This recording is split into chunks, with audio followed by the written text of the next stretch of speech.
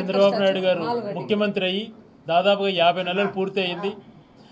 ఇప్పుడు నిరుద్యోగ భృతి ఎన్నికల సమయంలో నిరుద్యోగ భృతి ఇస్తానని చెప్పి తను అంటున్నాడు. మరి 50 నెలలు ఏదైతే నిరుద్యోగులకు బాకీ ఉన్నాడో నెలకు 2000 చొప్పున ₹1,00,000 ప్రతి నిరుద్యోగికి రావాలి. ఆ ₹1,00,000 ఇచ్చి ఈ నిరుద్యోగ భృతి గురించి తను మాట్లాడితే కొంచెమన్నా అర్థం ఉంటుంది.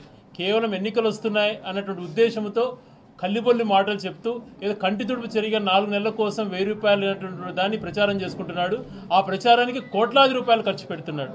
మా పెద్దలు ఇంతకుముందు బొత్స సత్యనారాయణ గారు చెప్పారు రాజశేఖర గారి పాలన గురించి. తన హయాంలో రిజర్వేషన్స్ బీసీల మనోభావాలు దెబ్బతినకుండా మైనార్టీస్కి రిజర్వేషన్స్ ఇచ్చారు. అదే రకంగా ఏకిల నాయుళ్ళు అనేటువంటి వాళ్ళకి రిజర్వేషన్స్ కల్పించారు. ఎవరు మనోభావాలు దెబ్బతినలేదు, ఎక్కడ పబ్లిసిటీ ఇచ్చుకోలేదు. మరి ఈయన ఏమీ చేయకుండా వాళ్ళకు కాపులకు న్యాయం చేయకుండా కేంద్ర ప్రభుత్వానికి నేను తీర్మానం చేశానని చెప్పి తప్పించుకునే ప్రయత్నం చేస్తూ ప్రతిపక్ష నాయకుని విమర్శిస్తున్నాడు. ఏ ఒక్కటి ప్రతిపక్ష నాయకులకు బాధ్యత లేకపోయినా కావలసి ప్రతిపక్ష నేతను ఏదో రకంగా విమర్శిస్తూ తన పబ్బం గడుపుకుంటున్నాడు తప్పితే చెయ్యాలా అన్నటువంటి ఆలోచన ఆ వ్యక్తికి ఎప్పుడు కలగదు, చెయ్యడు కూడా. ఎప్పుడు మోసపూరితమైనటువంటి మాటలు మాట్లాడుతూ మభ్య పెడుతూ ఇలాగే మళ్ళీ నేను ప్రజలు ఇంకొకసారి వాళ్ళ చెవిలో పూలు పెట్టాలన్నటువంటి ఆలోచనతో తను ఉన్నట్టుగా స్పష్టంగా కనిపిస్తుంది.